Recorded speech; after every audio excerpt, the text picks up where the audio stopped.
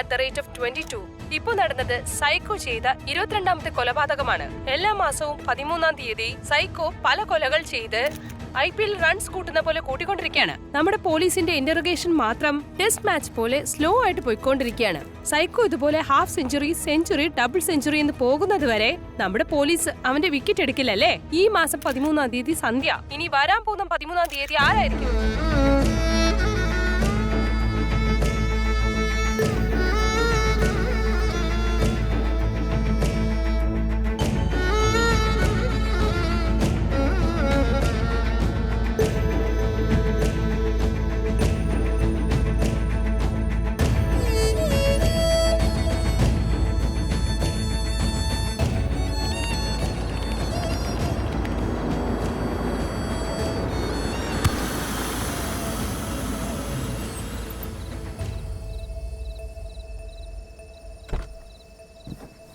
എന്തു പറ്റി? നോക്കട്ടെ മാഡം.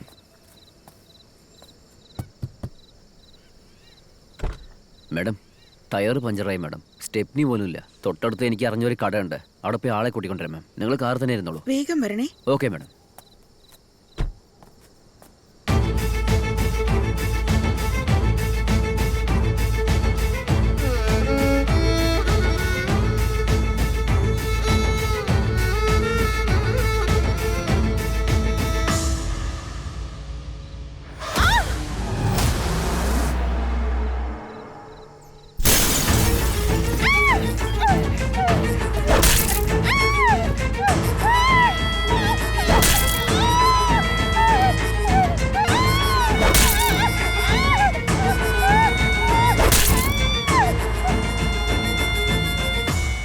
യാതൊരു കാരണവശാലും ഇന്നലെ നടന്ന മർഡറിനെ കുറിച്ച് പബ്ലിക് അറിയാനേ പാടില്ല.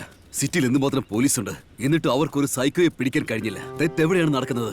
ഇൻവെസ്റ്റിഗേഷൻ ശരിയായിട്ട് നടത്തിയിട്ടില്ലേ? അത് പോലീസ് റോങ് റൂട്ടിലാണോ പോകുന്നത്? As per my investigation police correct റൂട്ടിലാണ് പോയിക്കൊണ്ടിരിക്കുന്നത്. പക്ഷെ സൈക്കോ വന്നിട്ട് റോങ് റൂട്ടിൽ വന്നിട്ട് പോലീസിനെ കൺഫ്യൂസ് ചെയ്തോണ്ടിരിക്കുക.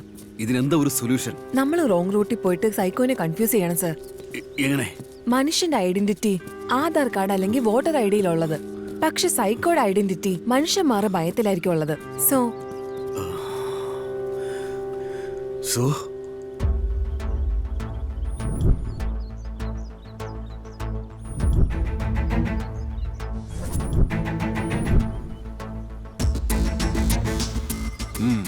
ഇൻട്രസ്റ്റിംഗ്. നെക്സ്റ്റ് മന്ത് 30ന് സൈക്കോ അവന്റെ ടാർഗറ്റിനെ റീച്ച് ചെയ്യുന്നതിന് മുമ്പ് നമ്മൾ അവനെ റീച്ച് ചെയ്തേ പറ്റൂ. Sure sir. All the best. Thank you sir.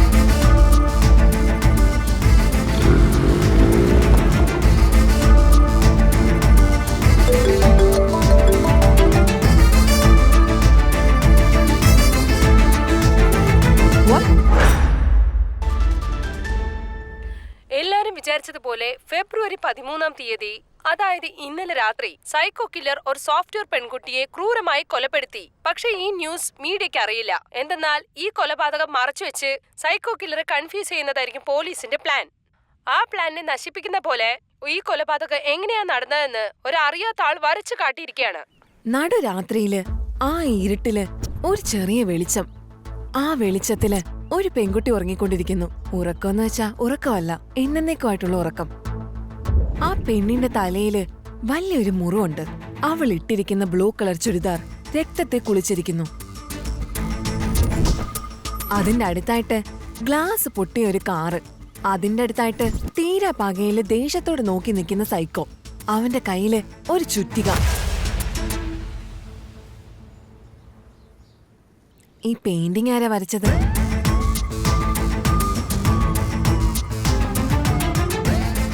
Psycho ചെയ്ത് 23ാമത്തെ കൊല വരച്ചു കഴിഞ്ഞാൽ ഇങ്ങനെ ഇരിക്കും.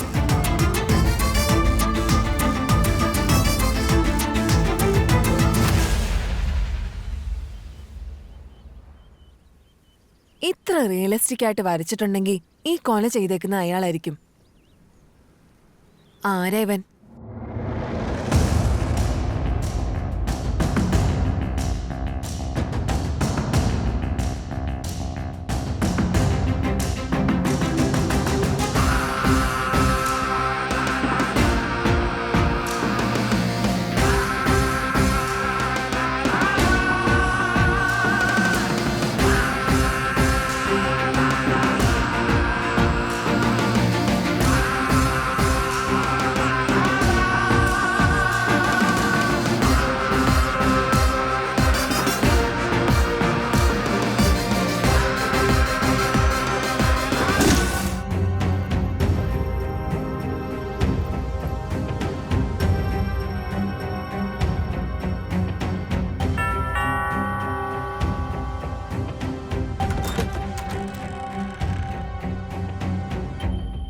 ആരാ? മെക്കാനിക്കാ സാറേ, AC റിപ്പയർ ചെയ്യാൻ വേണ്ടി വന്നേ.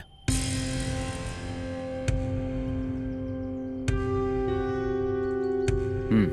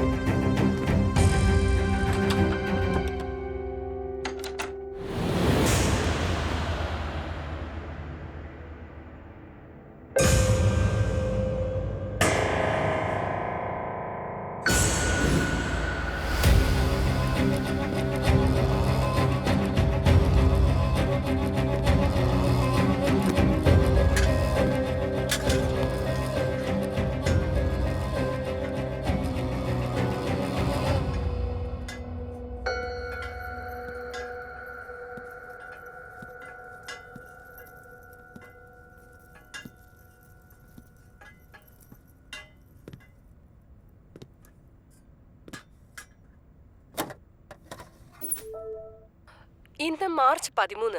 13ാമത്തെ ദിവസം എന്ന് പറഞ്ഞാൽ പെൺകുട്ടികൾക്ക് ഭയം തോന്നുന്ന ഒരു ദിവസമാണ്. സൈക്കോ കില്ലർ കൊലപാതകം ചെയ്യാൻ ആരംഭിച്ച മുതൽ പെൺകുട്ടികളെ മാത്രമാണ് അറ്റാക്ക് ചെയ്തിരിക്കുന്നത്. ഇന്ന് ഹോളിഡേ. ഒരു പക്ഷേ സൈക്കോ കില്ലറിന്റെ ടാർഗറ്റ് വർക്കിംഗ് വുമൺ ആണെങ്കിൽ ആ പെണ്ണിനെ കൊല്ലാൻ വേണ്ടി അവളുടെ വീട്ടിൽ പോകാൻ തന്നെ ചാൻസ് ഉണ്ട്. അതായത് സൈക്കോ കില്ലർ ആ വീട്ടിൽ സെയിൽസ്മാനെ പോലെ, ഗ്യാസ് സിലിണ്ടർ ബോയെ പോലെ, AC മെക്കാനിക്കിനെ പോലെയും വരാം. സൈക്കോ കില്ലറിന്റെ ടാർഗറ്റ് നിങ്ങളുടെ വീട്ടിലുള്ള പെൺകുട്ടിയോ ആവാം. അതായത് ഇന്നത്തെ ദിവസം നിങ്ങളുടെ വീട്ടിൽ അറിയാത്ത ആരെങ്കിലും വന്നാൽ അവരെ പറ്റി അറിഞ്ഞിട്ട് അതിനുശേഷം മാത്രം വീടിനകത്ത് കയറ്റാവൂ. ഇത് പോലീസ് കമ്മീഷണർ ഗംഗാധരന്റെ ഓർഡർ ആണ്. നമുക്ക് കിട്ടിയ ഇൻഫർമേഷൻ വെച്ചിട്ട് സൈക്കോ കില്ലർ ഒരു ലെഫ്റ്റ് ഹാൻഡഡ് ആയിരിക്കാം.